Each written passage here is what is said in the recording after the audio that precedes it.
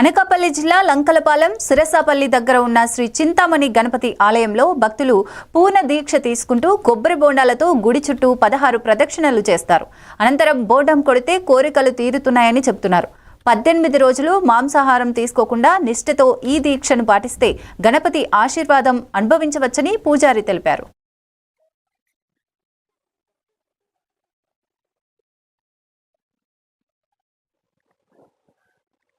శ్రీ గురు ఇది చింతామణి దత్తక్షేత్రము అనకాపల్లికి లక్షలపాలకి మధ్యలో ఉన్నటువంటి ఈ క్షేత్రం శ్రీ గణపతి సచ్చిదానంద స్వామీజీ వారి చేత స్వయంగా ప్రతిష్ఠించడమైంది. స్వామీజీ వారికి అత్యంత ప్రీతైనటువంటి క్షేత్రంగా కూడా చెప్పుకోవచ్చు. ఈ క్షేత్రంలో ముఖ్యమైనటువంటిది భక్తులందరికీ కూడా కోరికలు తీర్చేటటువంటిది శ్రీ కార్యసిద్ధాంజనేయ స్వామి వారి పూర్ణఫల దీక్ష. ఈ దీక్షకి యొక్క ప్రత్యేకత ఏంటయ్యా అంటే చాలా సులభమైనటువంటి నియమాలతో ఎవరైతే నామస్మరణ స్వామివారి నామస్మరణ కానీ లేదా స్వామివారి మంత్రస్మరణ చేస్తారో వారి కోరికలన్నీ కూడా సులభంగా ఖచ్చితంగా అనుకున్నటువంటి సమయంలోనే తీరేటటువంటి మార్గం ఇది. చాలా దీక్షలు చూస్తూ ఉంటాం. ప్రతి దీక్షలోనూ ఎన్నో కష్టమైనటువంటి నియమాలు చెప్తూ ఉంటారు. అలాంటి నియమాలు ఏమీ లేకుండానే అత్యంత సులభతరంగా మన యొక్క కోరికలు తీసుకునేటువంటి సులభమైనటువంటి మార్గం.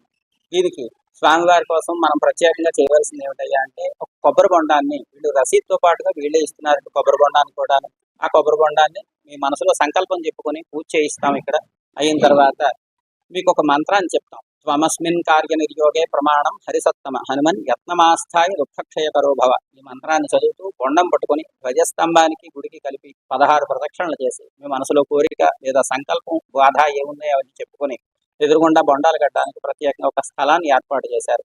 ఆ స్థలంలో బొండాన్ని అక్కడ కట్టేయడం. అక్కడి నుంచి 18 రోజుల పాటు రోజు ప్రత్యేకంగా ఖచ్చితంగా దేవాలయానికి రోజు రావాల్సినటువంటి అవసరం లేదు. రాగలిగితే రావచ్చును. ప్రతిరోజు పక్కమించి లేస్తూనే మనసులో ఈ మంత్రాన్ని మననం చేయడం మాత్రమే ముఖ్యం.